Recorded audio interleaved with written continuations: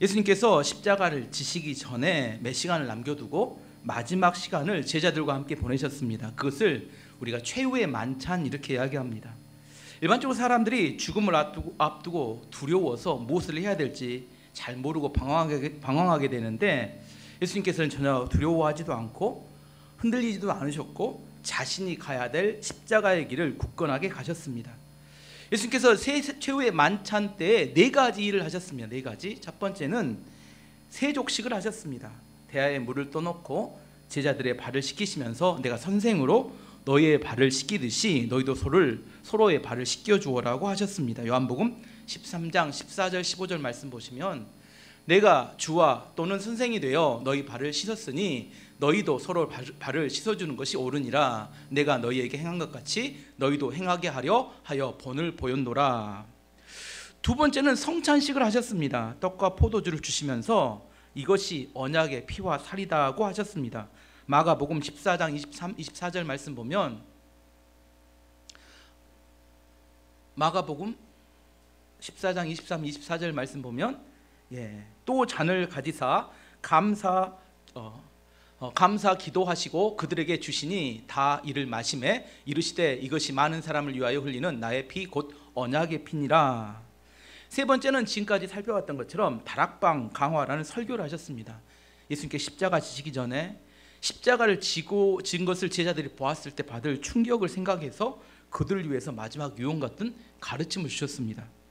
네 번째는 대제사장의 기도. 우리가 지금까지 살펴봤던 것처럼 예수님께서 십자가를 져야 할 자기 자신과 또 남겨질 제자들, 그리고 제자들 위하여 제자를 통해서 믿음이 전달될 사람들 위해서 중보기도 하셨습니다. 오늘은 대제사장의 기도 마지막 시간으로 제자들을 통하여 믿음을 갖게 될 사람들 위하여 중보기도 하신 내용입니다. 20절 말씀 보시면, 내가 비옵는 것은 이 사람들만 제자들 위함이 아니요 또 그들의 말로 제자들의 말로 말미암아 나를 믿는 사람들도 위함이니, 예수님의 말씀을 듣고 믿음을 가졌던 제자들, 그들이 전하는 복음을 듣고 믿게 될 사람들 위한 기도입니다.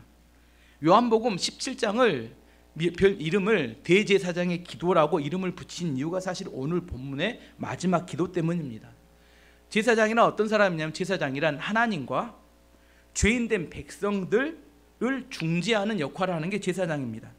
왜냐하면 죄인된 사람들은 하나님 앞에 직접 나갈 수가 없기 때문에 제사장이 죄인들을 대신하여 하나님께 나아가 이렇게 제사를 지냅니다.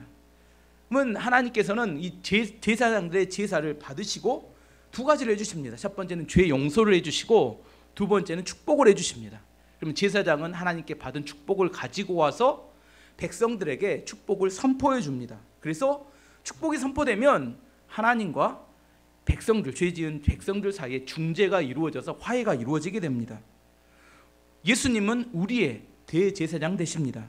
히브리서 4장 14절 16절이 이렇게 말합니다. 그러므로 우리에게 큰 대제사장이 계시니 승천하시니 곧 하나님의 아들 예수시라. 우리가 믿는 도리를 굳게 잡을지어다. 우리에게 있는 대제사장은 우리의 연약함을 동정하지 못할 리가 아니오. 모든 일에 우리가 똑같이 시험을 받으신 이로되 죄는 없으시니라.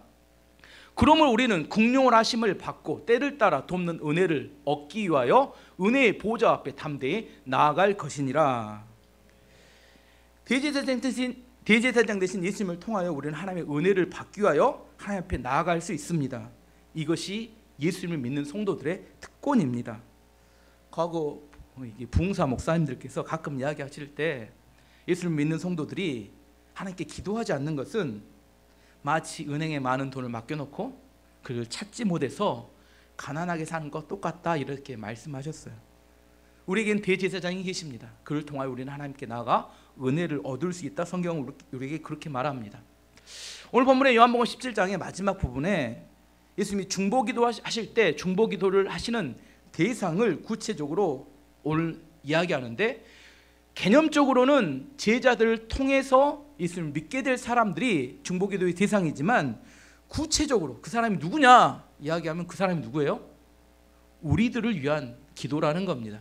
예수님의 제자들 통하여 복음이 전달되어집니다.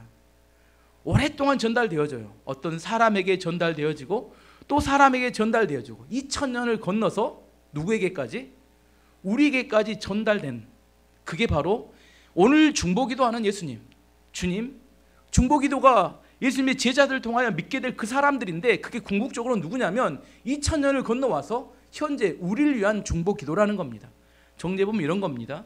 우리가 현재 예수님을 믿게 된 게 누구 때문이냐? 물론 많은 사람 때문이지만 예수님의 중보기도가 응답되었다고 이야기할 수 있습니다. 2000년을 지나서 이 믿음, 제자들을 통하여 전달된 이 믿음은 단순한 지식이 아닙니다. 예수님에 대해서 지식적으로 안다고 해서 구원을 받는 게 아닙니다. 주는 그리스도시고 살아계신 하나님의 아들입니다라는 이 베드로의 믿음의 고백이 성령의 감동을 통하여 우리 안에 깨달아지고 믿어질 때 우리 안에 하나님의 자녀가 되는 역사가 나타납니다. 이 믿어지는 역사를 위해서 예수님이 중보기도 하신 겁니다. 오늘 부분의 중보기도의 내용은 특별히 세 가지 기도에 대한 이야기를 합니다. 첫 번째 기도 제목은 아버지께서 저를 보내셨다는 사실을 이들로 하여금 믿게 하옵소서. 이게 첫 번째 기도 제목인데 21절 말씀 보시면 아버지요, 아버지께서 내 안에 내가 아버지 안에 있는 것 같이 그들도 다 하나가 되어 우리 안에 있게 하사 세상으로 아버지께서 나를 보내신 것을 믿게 하옵소서. 제자들 통하여 복음이 전달된 사람들을 위한 첫 번째 기도 제목은 그들로 하여금 믿음을 갖게 하옵소서, 그렇게 이야기하신 겁니다. 교회 다니는 성도들, 교회 다니는 사람들에게 물어보았습니다. 교회 다니면서 가장 힘든 게 무엇입니까? 이거 물어보았어요. 그랬더니 상당히 의외의 대답이 나왔습니다. 가장 쉬울 것 같은데 뭐냐면 믿는 것이라고 대답해요. 믿는 것. 성경을 보면 믿는 것만큼 중요한 게 없습니다. 우리는 믿음으로 구원도 받고 믿음으로 기도의 응답도 받고 믿음으로 기적도 경험하게 되고 믿음으로 영적 전쟁에 승리하기도 하고 믿음으로 천국도 갑니다. 베드로전서 1장 9절 보면 믿음의 결국, 믿음의 끝은 뭐냐면 곧 영혼의 구원을 받음이라. 믿음으로 구원을 받습니다. 히브리서 11장 30절 보면 믿음으로 7일 동안 여리고를 동이 성이 무너졌으니 믿음으로 성을 무너뜨리기도 합니다. 히브리서 11장 23절 보면 믿음으로 모세가 낳았을 때 그 부모가 아름다운 아이임을 보고 석 달 동안 순교 왕의 명령을 무서워하지 아니하였으며 믿음이 있으면 두려워하지도 않습니다. 마태복음 17장 20절을 보면 이르시되 너희 믿음이 작은 까닭이니라 진실로 너희에게 이르노니 만일 너희에게 믿음이 겨자씨 한 알만큼만 있어도 이 산을 명하여 여기에서 저기로 옮겨지라 하면 옮겨질 것이요 또 너희가 못할 것이 없으리라. 겨자씨 한 알만한 믿음이 있으면 산을 옮기는 기적도 나타납니다. 이 모든 성경에 나온 믿음의 기적에 대한 믿음의 역사에 대해서 정리해 놓은 게 히브리서 11장 33절에 38절까지 이렇게 이야기합니다. 그들은 믿음으로 나라를 이기기도 하며 믿음으로 의를 행하기도 하며 믿음으로 약속을 받기도 하며 믿음으로 사자들의 입을 막기도 하며 믿음으로 불의 세력을 멸하기도 하며 믿음으로 칼을 피하기도 하며 믿음으로 연약한 가운데 강하게 되기도 하며 믿음으로 정쟁에 용감하게 되어 이방 사람들의 진을 물리치기도 하며 믿음으로 여자들은 자기의 죽은 자들을 부활로 받아들이기도 하며 또 믿음으로 어떤 이들은 더 좋은 부활을 얻고자 하여 심한 고문을 받되 구차에 풀려나기를 구원하지 아니하였으며 믿음으로 또 어떤 이들은 조롱과 채찍질뿐만 아니라 결박과 옥에 갇히는 시련을 받았으며 믿음으로 돌로 치는 것과 톱으로 켜는 것과 시험과 칼로 죽임을 당하고 양과 염소의 가죽을 입고 유리하여 궁핍과 환난과 학대를 받았으며 이런 사람은 세상이 감당하지 못하느니라. 그들이 믿음으로 광야와 산과 동굴과 토굴에 유리하였느니라. 믿음의 역사에 대한 이야기를 성경에 자세히 기록하고 있습니다. 성경의 믿음은 어떤 상황에서도 승리하는 마스터키와 같다고 이야기합니다. 예수님께 후대 믿음을 갖게 될 성도를 위한 첫 번째 기도 제목이 뭐냐면 하나님 그들로 하여금 믿음을 갖게 하옵소서, 이렇게 기도하셨다는 겁니다. 존 버년이 썼던 철로 역정 책에 보면 크리스찬과 소망이 순례여행 가던 중에 절망 거인과 그의 아내 자포자기가 함께 사는 의심의 성에 들어가게 됩니다. 절망 거인과 그 자포자기의 아내는 폭력과 말로 사람들의 살 소망을 끊어버리고 자살을 하게 만드는 유명한 사람들이었습니다. 크리스찬도 의심의 성의 지하 감옥에 갇히게 됩니다. 그리고 그 지하 감옥에서 자신에게 더 이상 소망이 없다는 사실을 깨닫고 자살을 하려고 할 때 옆에 있던 소망이 이렇게 권면합니다.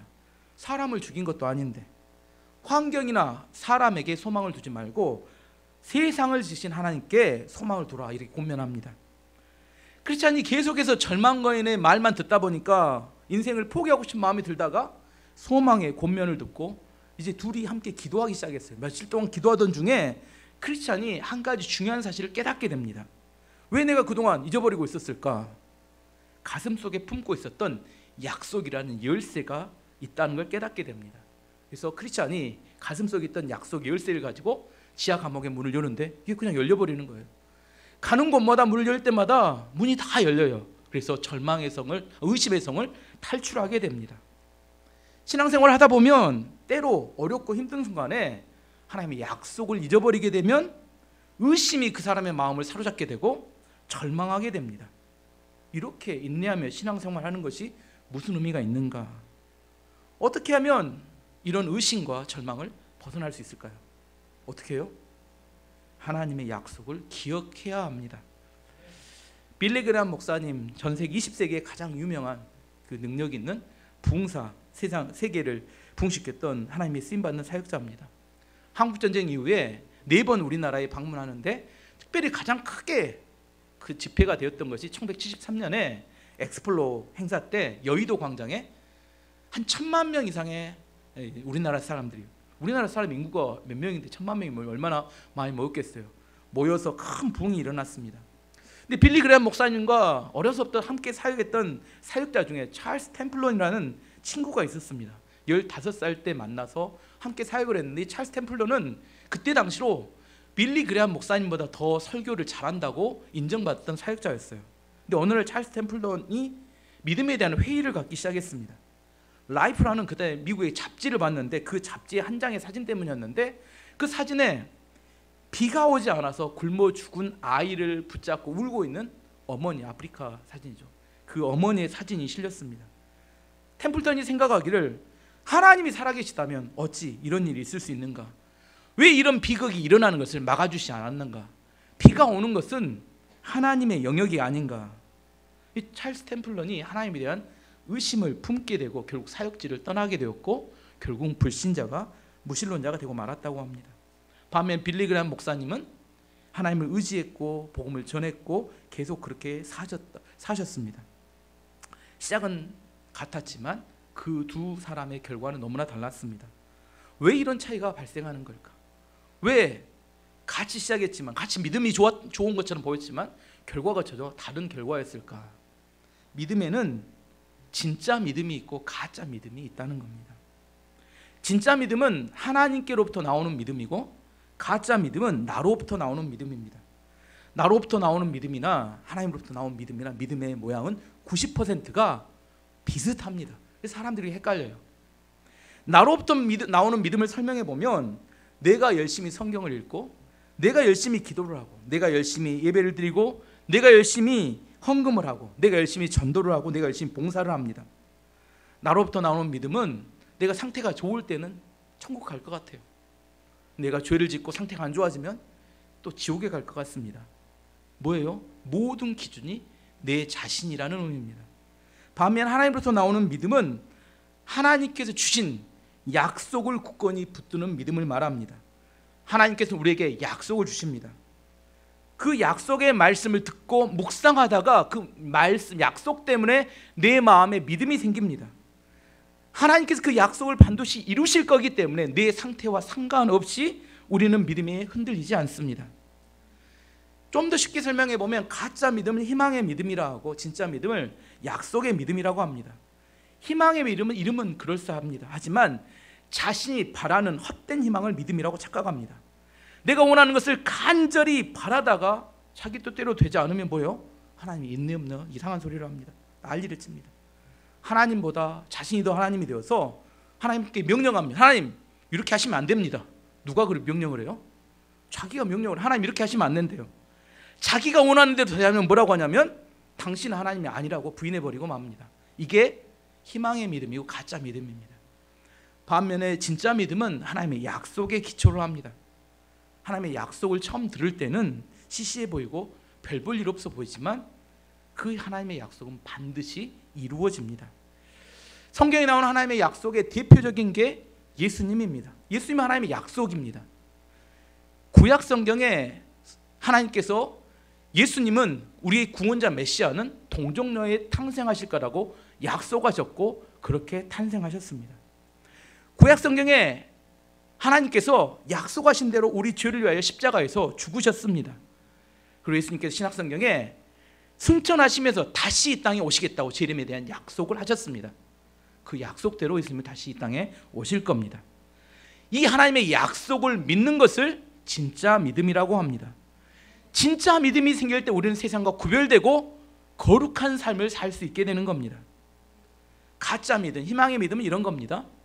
예전에도 우리 어머니들이 새벽에 어떤 신인지 모르지만 정한수를 떠놓고 기도하셨어요. 누군지는 몰라요. 하지만 기도하셨습니다.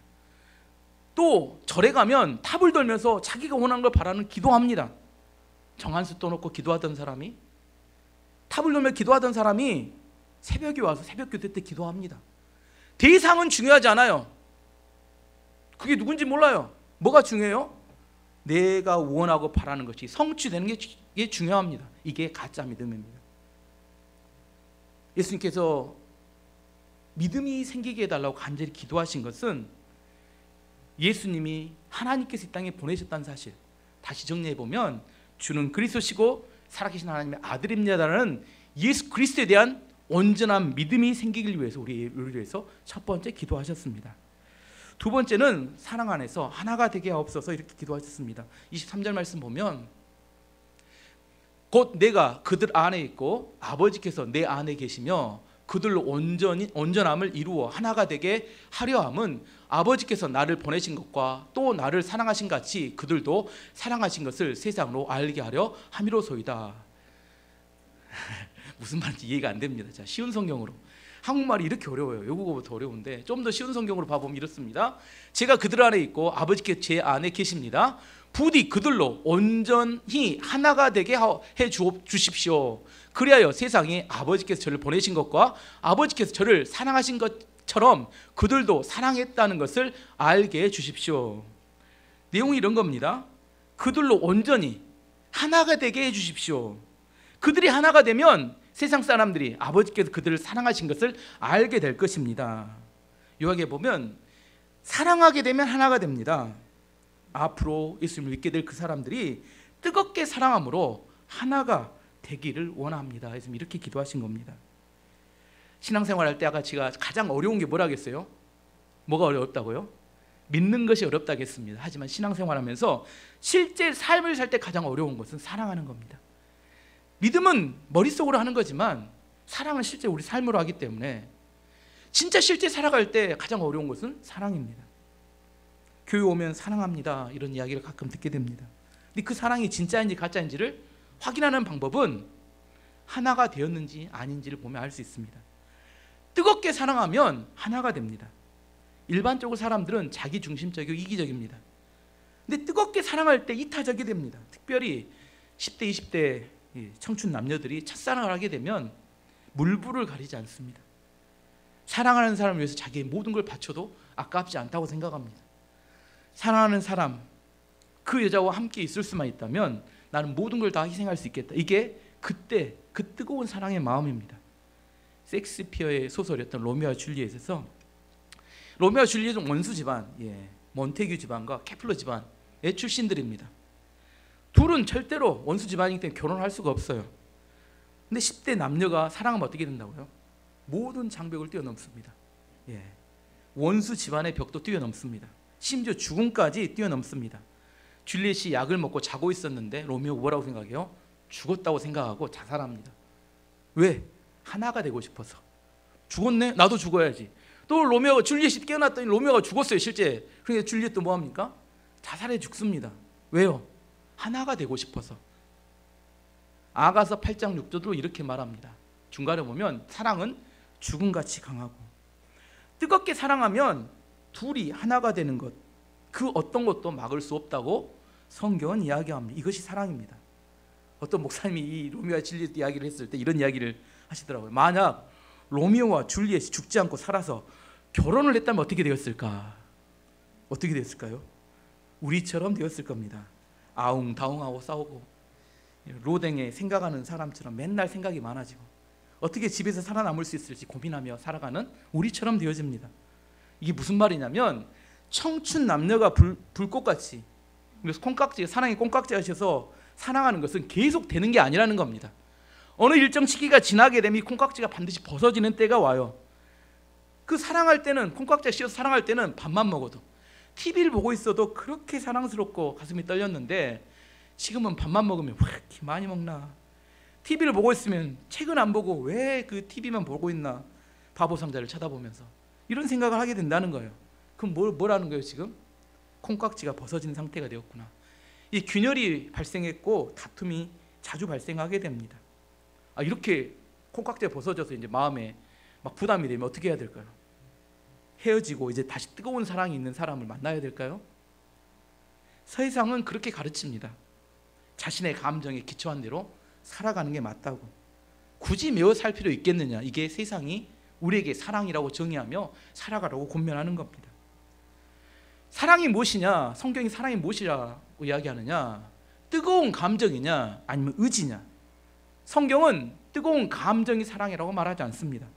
물론 진짜 사랑하면 감정이 뜨거워집니다. 하지만 뜨거운 감정이 있다고 그걸 사랑이라고 정의하지 않습니다. 성경은 사랑을 이렇게 말합니다. 고린도전서 13장 4절에 7절까지 사랑은 오래 참고 사랑은 온유하며 시기하지 아니하며 사랑은 자랑하지 아니하며 교만하지 아니하며 무례히 행하지 아니하며 자기의 유익을 구하지 아니하며 성내지 아니하며 악한 것을 생각하지 아니하며 불의를 기뻐하지 아니하며 진리와 함께 기뻐하고 모든 것을 참으며 모든 것을 믿으며 모든 것을 바라며 모든 것을 견디느니라. 사랑하면 나타나는 특징들에 대해서 이야기합니다. 사랑은 사랑의 언약에 대한 책임을 다하려는 의지를 말합니다. 우리가 결혼할 때 우리는 결혼식을 하지 않고 결혼 예배를 드립니다. 그리고 결혼 예배 때 하나님과 사람들 앞에서 결혼 서약을 합니다.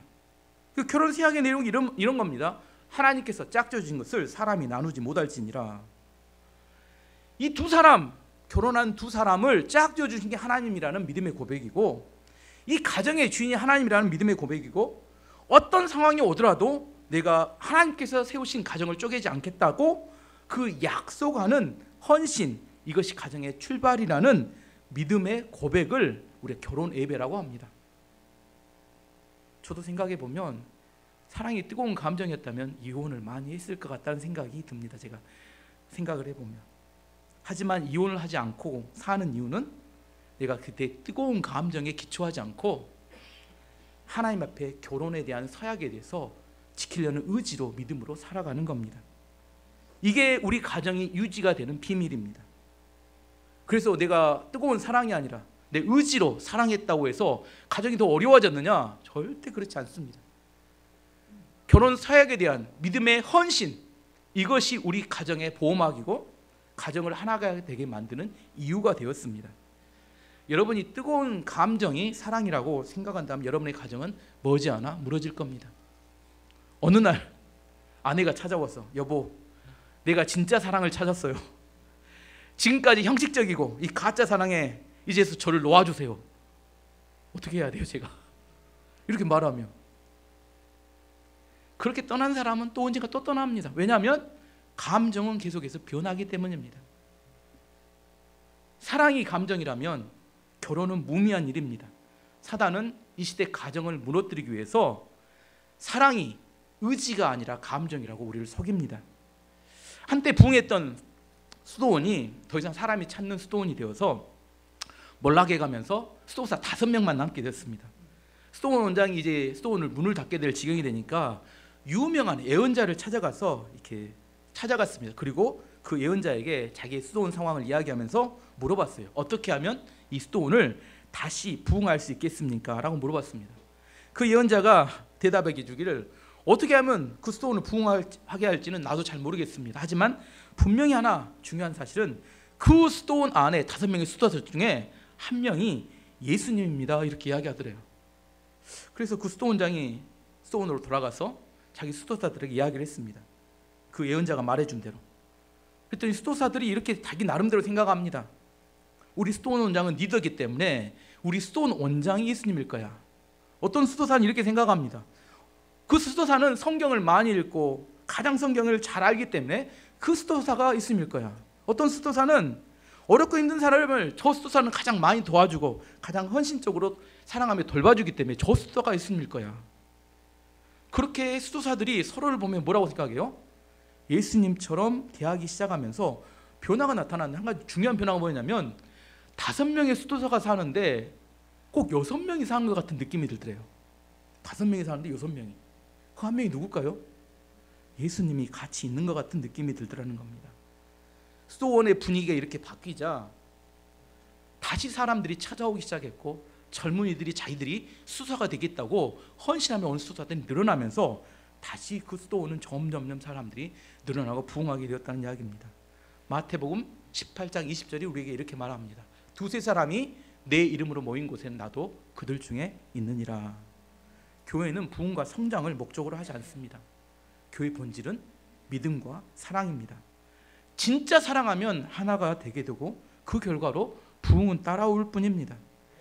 교회가 분열하는 이유는 사랑이 식었기 때문입니다. 죄인된 인간인데 하나 될 수 없습니다. 죄인된 인간은. 죄인된 인간이지만 사랑이 예수님으로부터 부어지면 다시 하나가 되고 회복될 수 있습니다. 인간이 죄를 짓고 사랑이 식어지면 분열하고 쪼개지고 나눠지는 건 당연합니다. 요한복음 13장 34절 35절에 우리에게 이렇게 말합니다. 새 계명을 너희에게 주노니 서로 사랑하라. 내가 너희를 사랑한 것 같이 너희도 서로 사랑하라. 너희가 서로 사랑하면 이로써 모든 사람이 너희가 내 제자인 줄 알리라.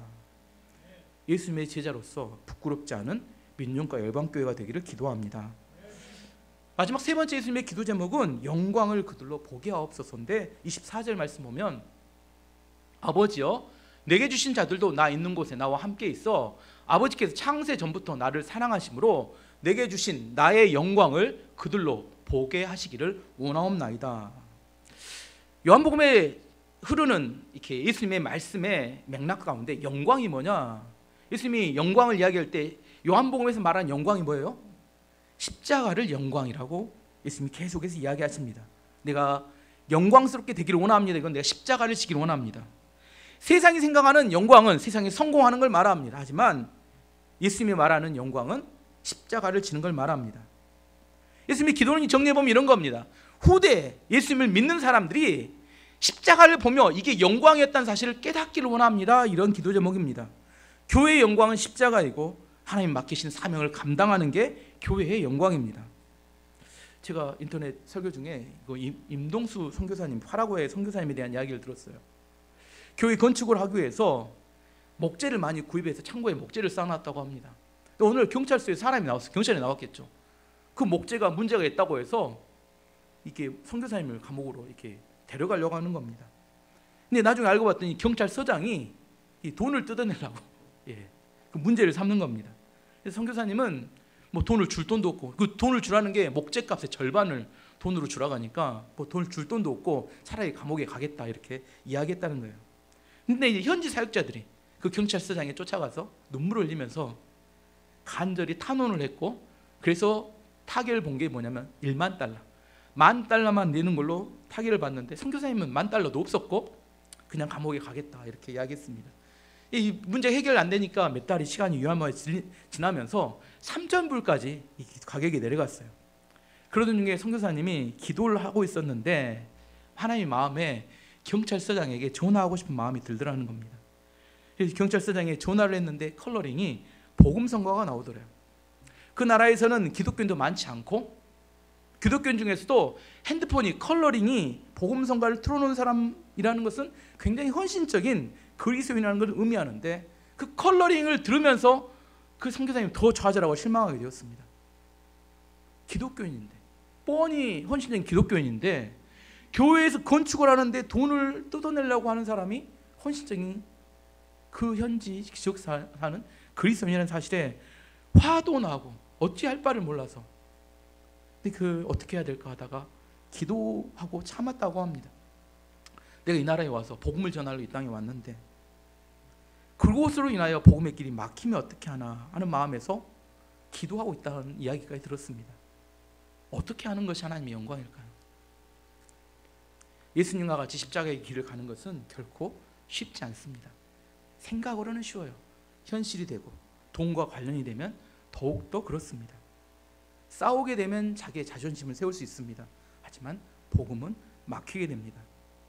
여러분은 세상의 영광을 추구하며 살아가고 있습니까? 하나님의 영광을 위하여 헌신하고 있습니까? 베드로전서 4장 14절은 우리에게 이렇게 이야기합니다. 너희가 그리스도의 이름으로 치욕을 당하면 복이 있는 자로다. 영광의 영 곧 하나님의 영이 너희 위에 계심이라. 예수님의 마지막 기도는 진짜 영광이 무엇인지를 깨닫게 하여 달라고 기도하신 겁니다.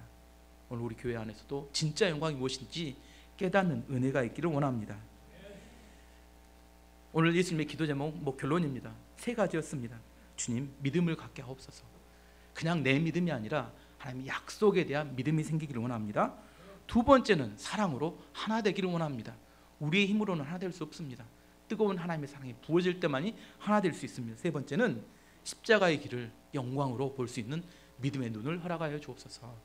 다 함께 기도하도록 하겠습니다.